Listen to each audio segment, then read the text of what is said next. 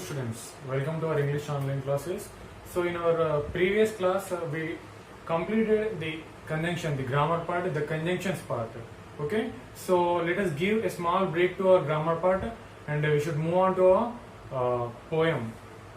So we are having a poem in our third unit, be reading. Third unit, be reading. The poem name is Another Woman. The poem name is Another Woman. So here the poem is all about the domestic violence on women. The poem is all about the domestic violence on women. Okay. Open the page number 89. So in the page number we are having the introduction of the author. Okay. So let us know about it. Miss Imtiaz Darkar was born in Lahore in Pakistan. Miss Imtiaz Darkar was born in Lahore. Lahore, which is situated in the Pakistan. Lahore in Pakistan. Okay. So now in 1954 and brought up in Glasgow, Scotland. She was born in the Lahore, which is situated in the Pakistan, and in 1954 and brought up in Glasgow, which is in Scotland. She was born in Pakistan and she lived in the Scotland. Okay, she lived in the Scotland. She is ranked on par with some of the famous women poets of India, such as Kamala Das, Sujata Bhatt, and the Tara Patel. She is also ranked as per some of the most famous Indian poetess. We are having some of the most Indian poets, the women poets. Those they are the Kamala Das, Sujata Bhatt, and the Tara Patel. Okay, she's also written the poems, the most important poems similar to these Indian poetess. Okay, so then next. She is not only a poet but also a painter and an accomplished documentary filmmaker. She is also a painter. The Imtiaz Darkar, she is also a painter and she is also an accomplished documentary filmmaker. She is also makes the accomplished documentary filmmaker. She is also a filmmaker. Our collection of poetry include Farda, Postcards from God, and Speak for the Devil, The Terrorist at My Table, and Living Fingerprints. So these are the collection of poetries. These are the collection of the poetries of the Imtiaz Darkar.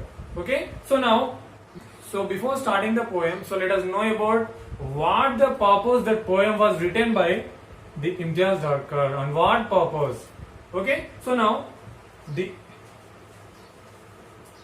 first of all, we should come to our India. India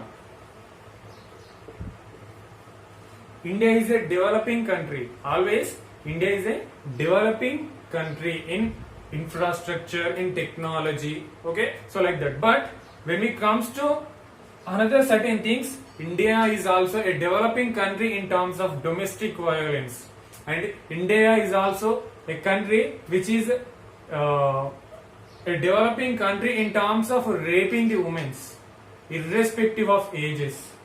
Okay, and India is also a country which is developing in the terms of corruption. Okay, so those are the certain things we are getting in developed. We are not of course we are developing in terms of technology. Okay, of course we are developing in the terms of infrastructure, but we are also developing in certain those things. So domestic violence on women, okay, so for example here we are having the poem Another Woman, which is a poem written by Imtiaz Darkar on the domestic violence on women. The domestic violence on women inside the houses, the violence on women, how they are treated in their house, after they get married. The 20 years old girl gets married to a person whom she never know whom she never know in her life. She leaving everything behind. She leaving her parents. She leaving her house. She leaving her relatives behind that. But she comes to a new house. She comes to a new house. Okay. So in that house, how she was treated. How she was treated by her husband and how she was treated by her mother-in-law.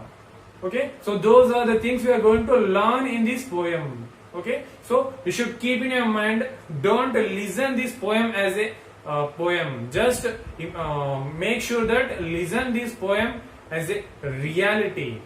Okay, it is also the reality which is going right now. The domestic violence which is also going nowadays also, which is in practicing at the rural level areas. Okay, and not only in the rural level areas but also all over the world. All over the world. The world is a side, India is one side. The crime rate of the world is 50%. The another 50% goes to our country. The crime rate of the world will be the 50%. When it comes to the crime rate of India, it will goes to 50%, which is similar to the world. Which is similar to the world. So here one more thing, Nani. The one person told, if a woman walks on the road at midnight 1 o'clock, then our country will get freedom. Our country will get the real freedom. The real freedom. So who told that? Mahatma Gandhi told that if a woman walk on the street at midnight 1 o'clock, so then our country will get a freedom. Our country will get the real freedom. But what's nowadays? The woman is not able to walk on the street at afternoon session also. During that afternoon, she is not able to walk on the street. Why? Because the harassment and the domestic and the violence on the women. Okay, and also the raping. So those kind of situations we are facing in nowadays. So where we are going? Where we are going? So India is developing, always India is developing. Yeah, we are saying that India is developing, India is developing. Yes, that's it. India is developing only. India is developing only. So what about our politicians? What they are doing? They are doing nothing. They are doing nothing. Is they doing anything for after a girl was raped by some person? Is they giving any punishment to them? No. The person will be released after 6 or 3 months, 6 or 7 months. So what will be the situation? The victim of the victims of the parents, what they are doing? They can't do anything. They can't do anything. Why? Because they are poor. They are poor. So these kind of situations we are in. These kind of situations we are in. So here the Imtiaz Darkar given a poem about a woman in a house. How she was treated by her mother-in-law and how she was treated by her husband and other relatives in her house. Okay, so let us move on to our topic. So open the page number 87. In that page number we are having the poem, the B reading. This morning she bought green methi in the market, choosing the freshest bunch. Picked up a white radish. Imagined the crunch it would make. Between her teeth, the sweet, sharp taste. Then put it aside, thinking it an extravagance. Counted her coins out carefully, tied them a small bundle into her sari at the waist. Came home, faced her mother-in-law's dark looks, took the leaves and chopped them. Her hands stained yellow from the juice. Cut an onion fine and cooked the whole thing in the pot over the stove, shielding her face from the heat. The usual wards came and beat their wings against her. The money spent, cursed heaped up on her parents, who had sent her out to darken other people's doors. She crouched as usual on the floor beside the stove. When the man came home, she did not look into his face, nor raise her head, but bent her back a little more. Nothing gave her the right to speak. She watched the flame hiss up. She watched the flame hiss up and beat against the cheap old pot, a wing of brightness against its blackened cheek.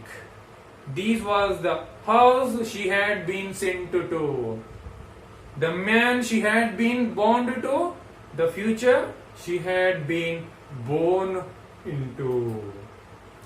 So when the kerosene was thrown, just a moment of a surprise, a brilliant spark, it was the only choice that she had ever known. Another torch blazing in the dark, another woman. We shield our faces from the heat. Okay, so now this morning she bought green methi. The woman went to market. The woman went to market. Okay, and at the morning session, she went to the market and she bought the green methi. The green methi in the market, choosing the freshest bunch. Choosing the freshest bunch. She is choosing the freshest bunch of green methi. Picked up a white radish. Here the radish means mullangi. Telugulo మనం ఏమంటాం mullangi అంటాము. Radish means mullangi. Okay, so she picked up a white radish and imagined the crunch it would make. She's making imagination that if I eat that radish, so how it will make a sound. Here, if we eat a radish or if we eat a carrot, so it will make a sound, a crunch sound.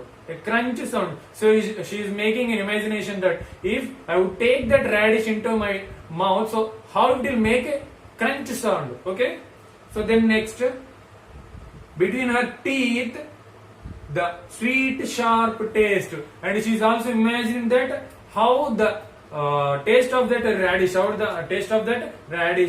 how is that taste of that radish? That is sweet and sharp. The sweet and sharp taste. Okay, so then next, then put it aside, thinking it's an extravagance. So she put that aside. So she put that radish aside, and she's thinking that it will become an extravagance. So here's the word extravagant means the extra amount.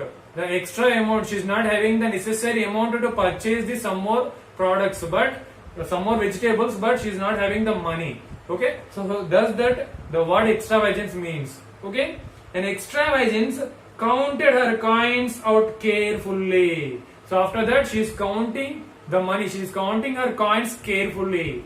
Okay, the next, tied them a small bundle. Tied them into a small bundle. Okay, చిన్న మూటలాగా తన coins ని ఒక చిన్న మూటలో కట్టేసింది. Then next, into her saree at the waist. In our olden days, our grandmother used to tied their coins into that waist లో పెట్టుకుంటుండే ఇక్కడ నడుము దగ్గర. So like that, she's tying those coins into her waist. Okay, came home, faced her mother-in-law's dark looks. So after purchasing the vegetables from the market, she came to home. After she came to home, she is facing the dark looks of her mother-in-law. The dark looks means the angry looks of her mother-in-law. Faced her mother-in-law's dark looks, took the leaves and chopped them. So she took that leaves, so where she brought from that market the green methi, and she is chopping that green methi, means she is cutting the green methi.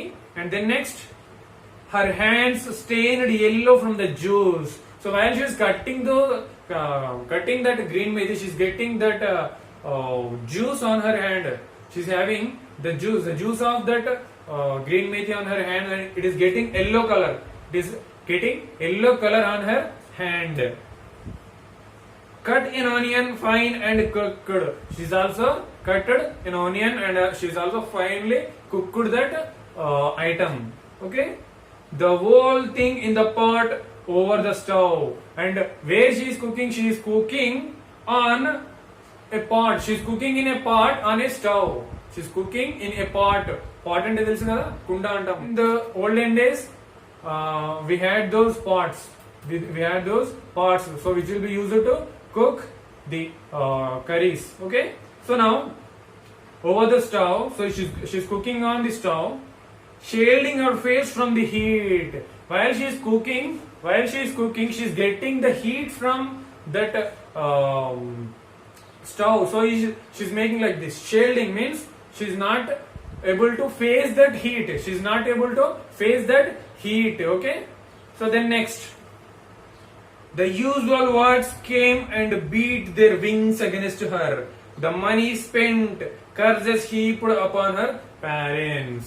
So she spent some money to purchase the vegetables. Like the green methi. Okay. So here's the mother-in-law cursing on her. Why? Because she spent a lot of money. She spent lots of money. So for that, the mother-in-law cursing on another woman, the woman. Okay. So how she is cursing? She is cursing on the parents of that girl. She is cursing on the parents of that girl, and she is also saying that who had sent her out to darken other people's doors. So she is also cursing like that. She is also cursing like this. She was sent by her parents to darken the other people's house, means darken their houses. వాళ్ళ ఇంటిని చీకటి చేయడానికి మా ఇంటికి పంపించారు అనేసి ఎవరంటున్నారు? The mother-in-law cursing her parents and cursing on the women. Okay. Then next, she crouched as usual on the floor beside the stove. So after that incident, she went to the kitchen. Okay. And she crouched as usual on the floor beside the stove. So she fall down on that floor beside the stove in that kitchen, and here she is crying. She is crying for what the mother-in-law made to her. Okay. When the man came home, she did not look into his face. So here's the man. Who is that man? The man is the husband of the woman. The husband of woman. So he is the man. Okay. So the man came and she did not look into his face. She did not look into his face and nor raise her head but bend. She did not look into his face or nor raise her head like this. She did not raise her head, but she simply bent her head like this. Okay. Then next, her back a little more. Nothing gave her the right to speak. So here, is she having any rights to speak in that house? No, she's not having any rights to speak in that house. She may have some rights to speak in her parents' home. We would have rights to speak in our parents' home, but we will not have rights to speak in the mother-in-law's house. So in that situation, the woman is being. Okay. Now next, she watched the flame hiss up. So here the woman is watching the flame hiss up. The flame is nothing but the fire. The fire is hissing up. The fire is hissing up. Here you can observe that this is called as a hissing up. Okay. So now, and beat against the cheap old pot. So the fire is hissing up and it is beating against the cheap old pot. Here you can hear a wing of a brightness against in blackened cheek. So here's the cheeks. The black pot is getting into a brightness. It is getting into a brightness after the flame hiss up onto that against that pot. Okay. Then next, This was the house she had been sent to. This was the house she had been sent to live her remaining life with her husband. Okay? The man she had been bound to, the future she had been born into.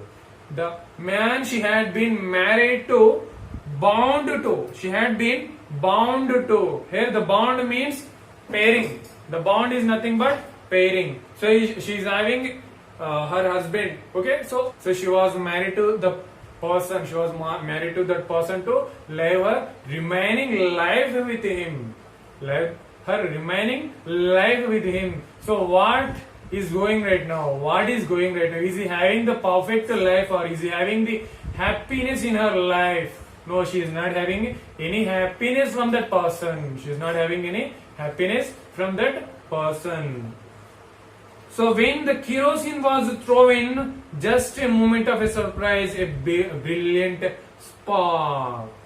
It was the only choice that she had ever known. So is she having any happiness from her husband? No, she is not having any happiness from her husband, and she is not having any happiness from her mother-in-law. So after that, she is having only one option. She is having only one option, that is throwing herself into that sparkling flame. Throwing herself into that sparkling flame. So here, so when the kerosene was thrown, just a moment of a surprise, a brilliant spark. When the kerosene bottle was thrown into that flame, the kerosene bottle was thrown into that flame, just a moment, a surprise of a brilliant spark. A surprise of a brilliant spark means the largest hiccup of a flame. The huge hiccup of a flame occurred. Then next what happened? It was only the choice. The death is the only choice for that woman. She is having only one choice, that is to die. She is not having interest on her life that she had ever known. She is having only one choice, that is to die. Another torch blazing in the dark. So in that kitchen, another torch which is blazing in that dark. Okay. So then next, another woman, we shield our faces from the heat. So if we touched the fire, we would get lots of heat on our finger. But should think about that woman. She is burning in that fire. She is burning in that fire. She is burned herself only. She burned herself only. But here's the murder. Here's we can give a statement that was the murder by her husband and by her mother-in-law. So these kind of situations the women are facing nowadays. Okay, so here's the Imtiaz Dharkar, our author Imtiaz Dharkar, given a beautiful explanation about how the women are treated in the houses. How the women are treated in their houses. In our next class, I'll give you the choreography on this poem. I'll teach you the choreography on this poem. Okay, so the choreography is the most important discourse in your 10th class. So I'll explain that choreography with the help of this Another Woman, the poem Another Woman. So until then, thank you. To my mind, is what makes great organizations. As we move towards a more equal and humanist world, I repeat, not a feminist one, but an equal and humanist world, we must begin to realize and recognize that leadership and competence has no gender. I'm sure all the women out here will agree with me that our mothers and grandmoms have put us on a very strong platform. They, during their time, would have fought very pitched battles for issues that we take for granted today. The right to want to study, the right to want to work, the right to want to marry someone of their choice, and sometimes even the right to want to take decisions on behalf of their children whom they brought into the world. So they have given us a strong legacy, And I think it's up to us to internalize the revolution and take it in the right way forward. I truly believe that the world is ready for us. The question is, are we ready? Do we have the skills, do we have the competencies to truly deserve a rightful place in the workforce? When young administrators join the service, I say young because in spite of all the kind observations made, I'm not so young anymore, I'm almost 40. And young administrators do ask me nowadays as to what I think are the attributes of a good officer. So I often try to tell them in simple words that one must begin by trying to lead the self.